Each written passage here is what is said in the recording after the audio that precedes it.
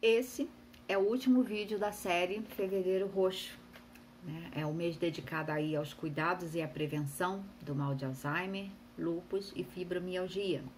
Então, no nosso vídeo hoje nós vamos destacar a fibromialgia, o que é e qual é a visão da psicossomática. Vamos entender primeiro a palavra. Fibro vem de fibras, mio significa músculo e algia, dor. Então, literalmente falando, significa dor nas fibras musculares. Mas existem vários sintomas dessa doença, né? E na comunidade médica não há um consenso, porque não tem como. É uma doença que não apresenta causas aparentes nem plausíveis que sejam conhecidas. Além do que não existe um exame que identifique essa doença. Então, eles acreditam que há uma diminuição de um neurotransmissor chamado serotonina, né, no cérebro, e aí a pessoa ela perde a capacidade de regular a dor e os impulsos eles são interpretados de uma forma errada. É uma síndrome dolorosa, mas sem inflamação. O doente de fibromialgia, ele pode ser confundido com alguém que se queixa sem motivos aparentes. E a gravidade vai depender da intensidade dos sintomas, que vão desde fadiga constante, um sono não reparador, a pessoa ela tem muita dor de cabeça, dores musculares, problemas gastrointestinais, né? Às vezes ela está com o intestino muito preso, uma hora muito solto, tem formigamento nas mãos, nos pés, também no meio das costas, muita alteração de humor, desânimo. Cerca de 25% dos pacientes que têm fibromialgia também têm depressão. Ou seja, a cada 4 pacientes, 1 tem depressão. Outros também têm muita ansiedade, dificuldade de se concentrar. Isso citando só alguns dos sintomas, tá, gente? É uma doença que atinge de 2 a 5% da população adulta, atingindo mais as mulheres. São cerca de 20 mulheres para cada homem. E é mais comum aparecer entre os 40 e 60 anos de idade. Os médicos, eles perceberam que é comum as mulheres, né, que têm fibromialgia serem pessoas muito perfeccionistas, muito detalhistas, assumem coisas demais tanto em casa como no trabalho. E aí quando elas ficam doentes, né, elas diminuem a sua produção. Elas deixam de ser as melhores, né? E aí automaticamente isso acaba diminuindo também a sua autoestima. Então, quanto mais elas se sentem inferiorizadas, mais os sintomas surgem. A pessoa com fibromialgia, ela pode melhorar 20% do seu quadro quando ela consegue ter um médico bem informado e diz que ela não é louca, mas que ela tem uma doença sim, já que é tão difícil de diagnosticar, né? Os outros 20% fica quando melhora, né? Fica quando a pessoa ela sabe que apesar dela ter uma doença muito dolorosa, essa doença ela não mata, tá? Isso já ajuda bastante, né? E os outros 60% é quando, mesmo a ciência ela não tendo a cura, né, ela ajuda a conscientizar essa pessoa a cuidar mais da sua saúde, seja por meio de exercícios aeróbicos constantes, cuidar da sua alimentação, tomar uma água mais saudável, né? Conscientizar a sua família de que essa pessoa precisa de mais compreensão. Isso tudo junto ajuda a diminuir bastante a tensão dessa pessoa. E aí também ajuda a ter uma melhora no quadro do sono, né? Além disso tudo, precisamos entender a necessidade da medicação, né? A medicação pode ser útil para auxiliar também no sono da pessoa e de analgésicos, né, para dor, porque normalmente quem tem fibromialgia reclama de muita dor no corpo. E é de extrema importância, gente, o cuidado mental, porque a pessoa ela consegue lidar melhor, né, com o problema e assim ela consegue mudar aos poucos o seu comportamento, aprender a se colocar limites, aprender a não assumir, né, o que não é de sua responsabilidade, porque senão chega uma hora que o corpo e a mente, eles chegam ao seu limite. Eles chegam ao seu limite. E aí dizem assim, nós não aguentamos mais. E é aí onde surgem, né, os sintomas da fibromialgia. E como vocês sabem, a pessoa assim, ela vai abrir o campo para somatizar a doença, né? E é aí que entra o campo que eu gosto muito de falar, a psicossomática das doenças. Então, a nível da psicossomática, a fibromialgia é uma doença que pertence aos conflitos emocionais relacionados a movimento, comparação e rendimento. São os chamados conflitos de desvalorização. Então, vamos novamente voltar ao início do vídeo e entender de novo a palavra, só que agora com a visão da psicossomática. Fibro, igual a fibras.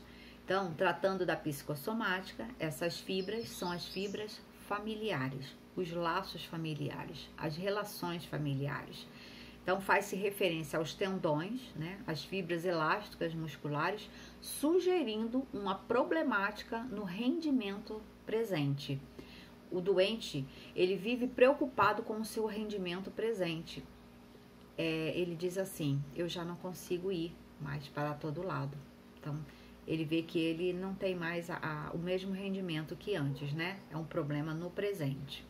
Mio se faz referência ao músculo, ou seja, a forma como eu me subjugo às más relações. Então, está diretamente relacionada à força, à potência da pessoa.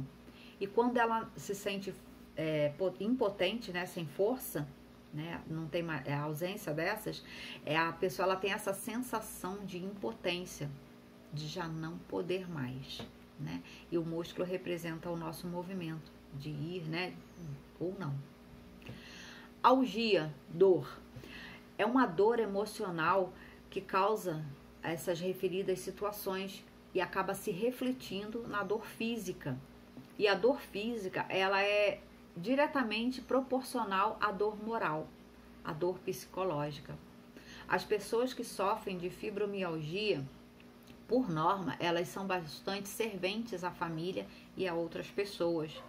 As suas necessidades existem em função da necessidade do outro. E a vida dela gira em torno da família e das pessoas próximas. E isso faz com que elas acabem se anulando. A sua máxima de vida passa a ser: eu só existo para os outros. Isso, ao longo do tempo, faz com que ela tenda a acumular muita dor e sofrimento, porque ela não assume o seu próprio caminho. Ela até sente vontade de ter mais independência e liberdade, só que é oprimida por um forte sentimento de culpa que diz que se ela fizer isso, ela vai estar traindo o seu dever com a família ou com o próximo. Então, a necessidade vital da pessoa com fibromialgia é assumir a sua individualidade, os seus desejos, as suas vontades, só que ela é oprimida pelas fibras familiares. São duas forças opostas. Perceba, é um fenômeno psicossomático chamado de dupla obrigação. Tem uma força de vida contra as obrigações familiares, né? Uma força inconsciente, um fenômeno inconsciente que existe é um impulso de empurrar essa pessoa para frente, olhar para si. E já tem o outro que puxa para baixo, né? Entende esse conflito? Então, a fibromialgia, ela é resultado desse conflito. O corpo, gente, ele sempre vai encontrar soluções para resolver esses conflitos interiores. Perante esse conflito de movimentos, ele acaba criando uma contrariedade de uma forma tão intensa que a melhor solução biológica que ele encontra é parar. E é por essa razão que a fadiga, o cansaço mental e a exaustão são sintomas muito incômodos em quem tem fibromialgia. A fibromialgia, ela obriga a pessoa a procurar, a compreender a forma como ela se relaciona com os familiares, né? E tomar consciência desse monte de obrigações que ela se sente aprisionada. Há uma parte que deseja ser amada, ser compreendida, ser aceita e apoiada pela família, Mas tem uma outra parte, né, que ambiciona ter a liberdade de fazer o que ela realmente tem prazer. É como se a pessoa, ela pensasse assim, e isso é inconsciente, tá? Eu sinto que eu devo a minha vida. Eu necessito sempre de dar explicações das minhas escolhas. Eu preciso estar sempre para eles, mesmo que eu sofra. Sem eles eu não valho nada. Sem eles eu não sou ninguém. A minha opinião, ela não é importante, só mesmo a vontade deles. Então fica bem evidente aqui uma dependência emocional, que é centrada na constante procura de ter reconhecimento e de ter valor. Existem alguns conflitos por trás dessas emoções, né? E eu vou considerar 4 delas para você.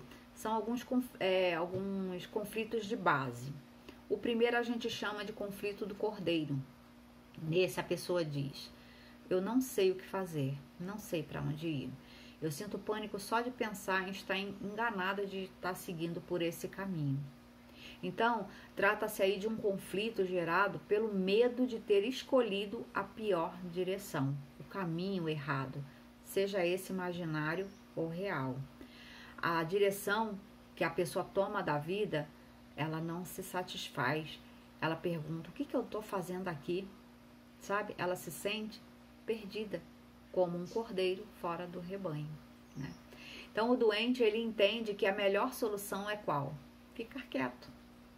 Então, essa tensão, ela acaba afetando as glândulas suprarrenais, né? Mais precisamente o córtex suprarrenal, e aí ele deixa de produzir o cortisol para ajudar a superar o estresse, o que acaba explicando a falta, né, de sono, né? A insônia e a falta de ânimo. O segundo conflito de base é um conflito de desvalorização. Nesse ela diz: eu não posso com isso, isso é pesado demais para mim. Se eu me movo para um lado, eu não estou bem. Se eu me movo para o outro, também não estou bem. Então, eu prefiro não me mover, né? A pessoa, ela acha, é como se ela estivesse dizendo para si: eu não sou capaz, eu não posso lutar. Então, esse conflito, ele acaba afetando os ligamentos, os tendões, os músculos, que são responsáveis pelos nossos movimentos. O terceiro conflito de base, contato familiar imposto. Imposto porque ela pensa assim: eu devo cuidar dessa pessoa, eu preciso estar sempre com ela, eu preciso viver com ela, sabe? Ela precisa ter que assumir uma obrigação de estar ou de cuidar de alguém. Então, esse tema, ela acaba explicando essa dupla obrigação, porque ela sabe que ela precisa cuidar dela, mas ela se coloca na obrigação de cuidar do outro. E o último, e o mais importante, que é mais profundo, é o medo da morte ou da inexistência, né? Ele é um conflito emocional muito profundo. Nesse, a pessoa pensa: se eu não for fiel à minha família, eu não tenho nenhuma razão para viver. É um problema de identidade, gente. É como se a existência dessa pessoa, ela vive de servir ao outro, sabe? E pensar ao contrário leva a um sentimento de medo, de culpa tão grande, e isso acaba explicando a falta de assertividade dela nas suas decisões, e isso ocasiona a falta do prazer dela viver, né?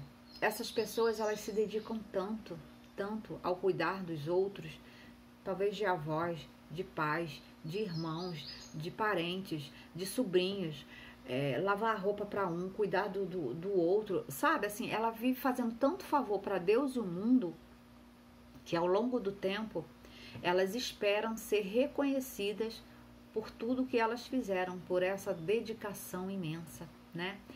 No entanto, elas vivem em constante desvalorização pessoal, porque os familiares ou as pessoas próximas, né, elas acabam refletindo as carências dela, as suas carências emocionais, né, e acabam menosprezando ela, porque na verdade ela mesma se menospreza, né? Então você vê como existe um paradoxo aí. Os doentes com fibromialgia, eles acabam sendo as pessoas que são mais criticadas e desvalorizadas e até repreendidas pela família. né? Quando deveria ser o contrário, depois de tanta dedicação. Sendo assim, será que não existe, então, esperanças para mudar esse quadro? Como que a gente pode tratar uma pessoa com fibromialgia? Como nós vimos, as causas, elas são emocionais.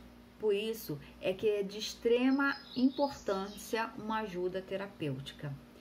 Primeiro, porque a pessoa ela precisa tomar consciência das causas que originaram essa doença. E depois disso, ela precisa ter ajuda para ter essa consciência e partir para a ação, né? Que não adianta você saber e não partir para a ação. Ela vai ser incentivada a trabalhar a sua autoestima, o seu amor próprio, a sua dependência emocional. Ela vai aprender a se firmar mais perante a família e perante a sua própria vida. Ela vai ter forças para tomar decisões corretas, uma direção correta, e independente das forças inconscientes que ela tenha. Enfim, ela vai conseguir entender que o equilíbrio, né, que precisa ter entre o prazer de acompanhar a família e o prazer individual que cada um de nós precisamos ter. Saiba que a ajuda de um bom terapeuta emocional vai ser primordial nesse reajuste, nesse processo. Então, eu sinto muito em dizer, dificilmente você vai conseguir fazer essas mudanças sozinhos. Por isso, procure ajuda enquanto ainda há tempo. Isso se for importante para você, é claro, né? Se for importante ter uma qualidade de vida melhor. Lembre-se sempre, dar amor à sua família, sim, é muito importante. Mas antes de tudo, ame a si mesmo.